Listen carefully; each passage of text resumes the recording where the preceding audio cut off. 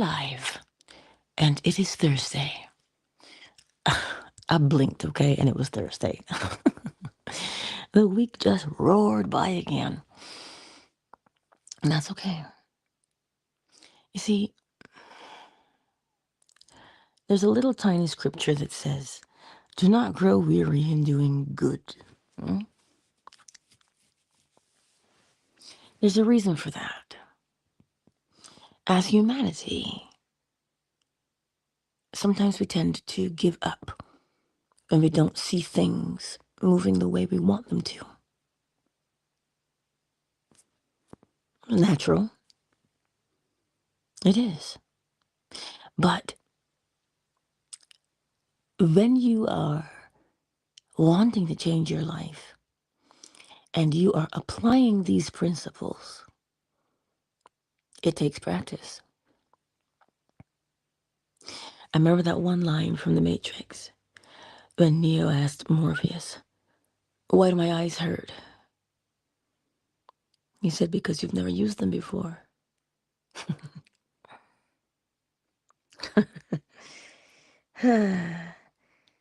Do you get what that means? No, you've never used them before. It means you've been unaware before. So when you become aware of things, it can be overwhelming because sometimes it feels like it's hitting you all at once. This is going on, that's going on, this is going on, that's going on. And the very things you thought you knew are now, for lack of a better phrase, ripped from under you. And you feel like you feel betrayed by life. You feel like you've been lied to. That's what awareness can feel like at times. But really and truly, I get it. It can be overwhelming to come into this awareness. But you see, built into the awareness, this is what I love about it. Built into the awareness is the ability to anchor oneself so that you don't feel overwhelmed. There is, remember the principles, right? We are meant to be comfortable. Oh, Angela. Yes, we are meant to be comfortable. Look at the evidence. See, we're meant to be satisfied. Look at the evidence. When you eat your favorite thing, you drink your favorite thing, what you say? Satisfaction.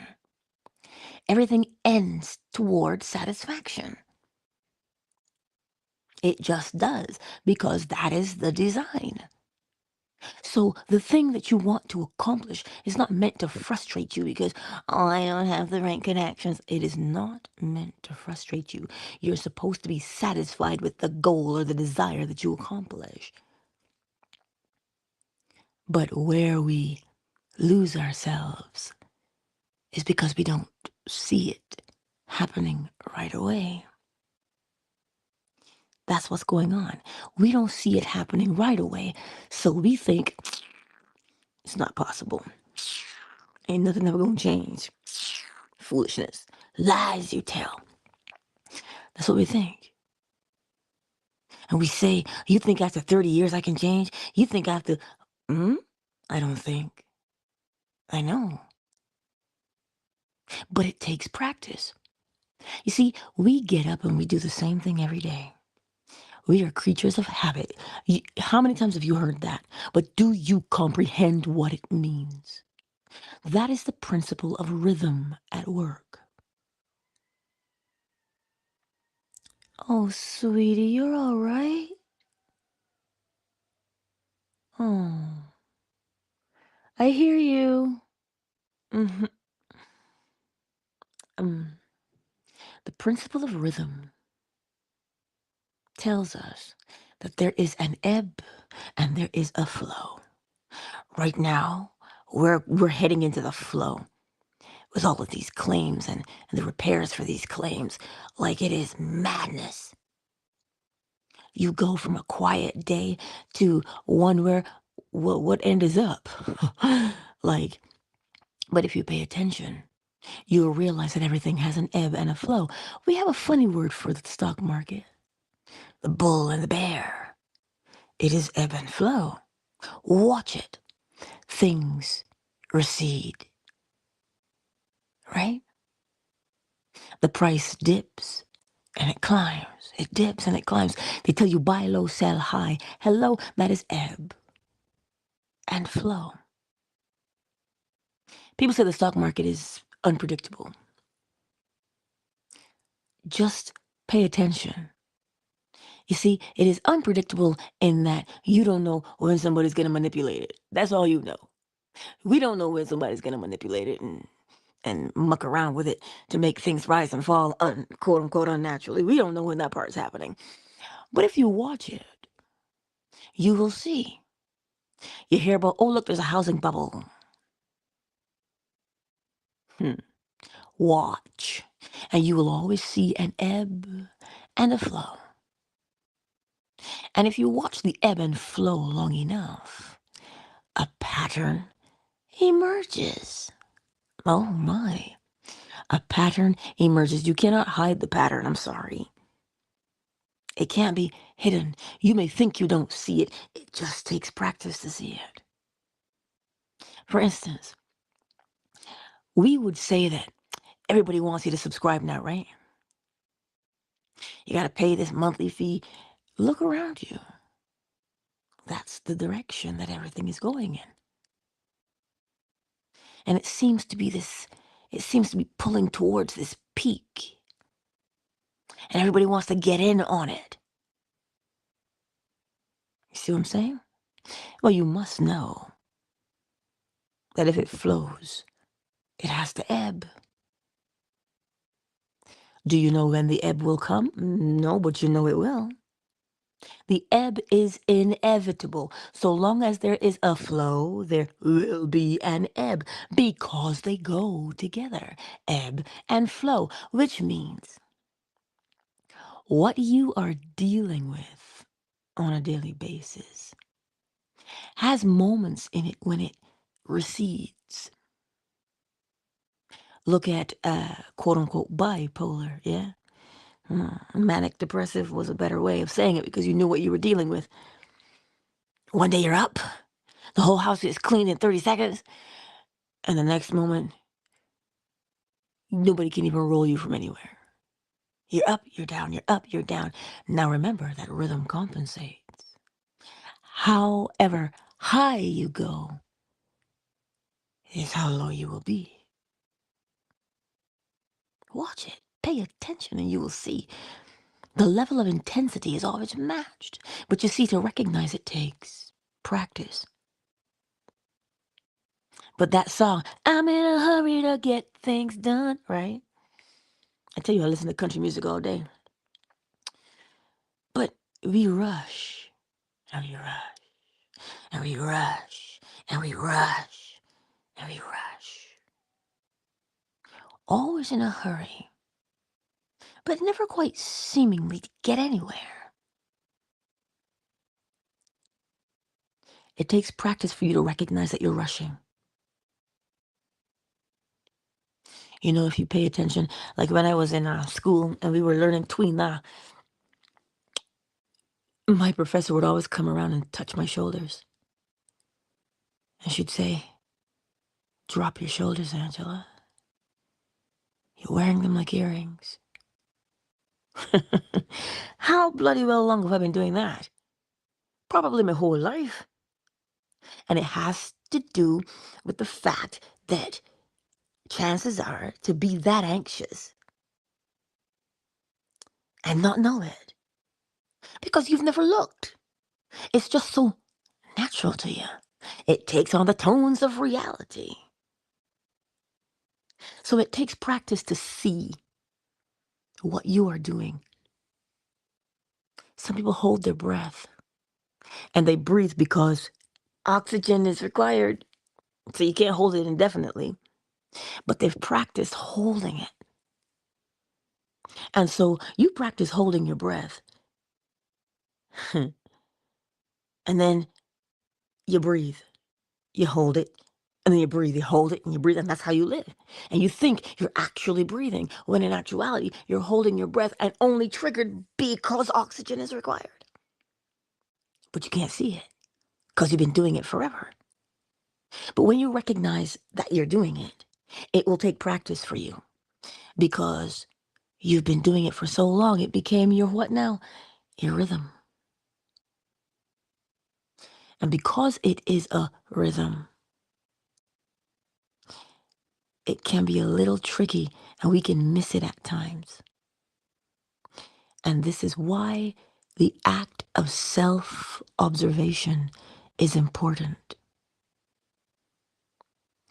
You're not watching yourself to judge yourself. You're watching yourself to make sure that you're inhaling and exhaling instead of inhaling and holding.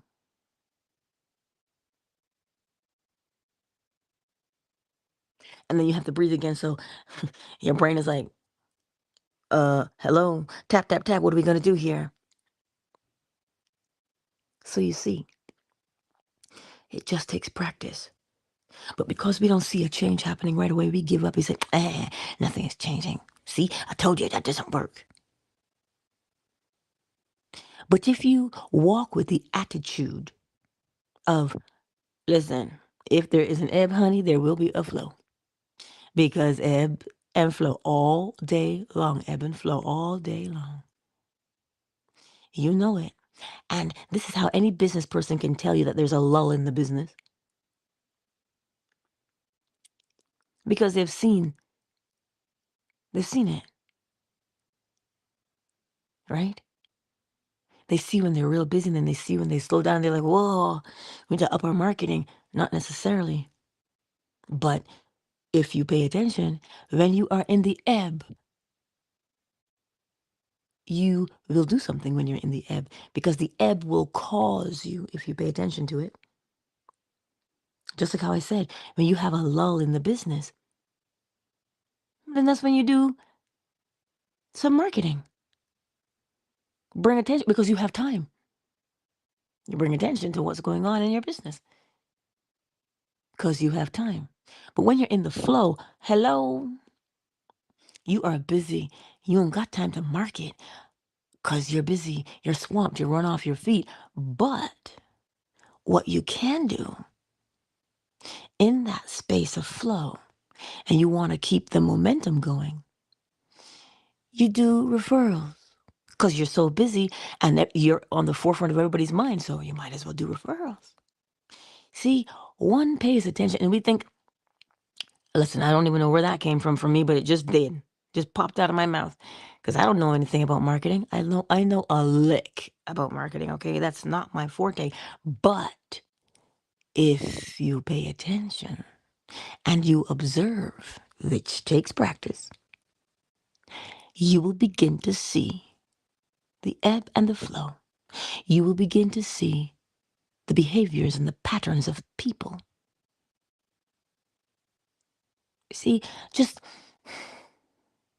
there's a difference, you know? But you got to pay attention to see it. And when you are, here's the beauty of awareness. When you are observing the self and you see how you're behaving, and you recognize that you're being a bad girl, a bad boy, and you say, oh, I don't like how I respond to things like that. When you see that part, you clap your hands with glee and you say, oh my God, I found you. I found this hidden little thing. You found the weevil in your rice. Hello?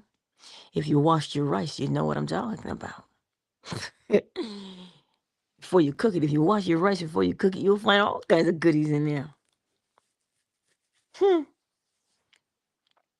Because you're looking. And when you're looking, you find that little thing that's been, you know, ribbing you this whole time. It is with excitement that you say, oh, snap. You can't. You cannot control me anymore. I see you now. Because you paid attention and you can see that thing, that quote unquote perceived weakness. Is it a weakness, though? It's just something you've been doing. So when you see it, you say, "Ooh, look at that. I see it. I know what I want to do with this now. I don't want it to be this, so I'm going to mold and shape myself into the new thing." You see, now if that excitement drives you, remember, as within, so without, the excitement to change will drive you, as opposed to, ugh, I got another problem. Didn't I just find a problem last week? Why can't I get a break from these problems? Oh my God. Look at it. Look at the beauty of what you've been given. You don't have to suffer anymore because you can see that thing. You can see the speck of dust in your eye. Hello. But you know what we do? You know I'm going to say it. We walk around and we look at the, oh Lord. Let me say it the right way. We get to see the plank in our own eye. Hello. If you're so busy looking at your life with glee to know that you can change the situation, that's a plank in your eye that you couldn't see before. Look at the analogy, a plank in your eye. How does one miss a plank in the eye? Do you know what a plank is? This giant flat piece of plywood. And you can miss that. Man, you get an eyelash in your eye and you're jumping around trying to get that bad boy out, and it's only an eyelash. But you're going to miss a whole plank? Oh, that scripture is telling you about unawareness. You see, sometimes we're so busy, we don't see the plank in our own eye, but we got time to talk about a speck of dust in our brother's eye. Oh, look at you. Who do you think you are?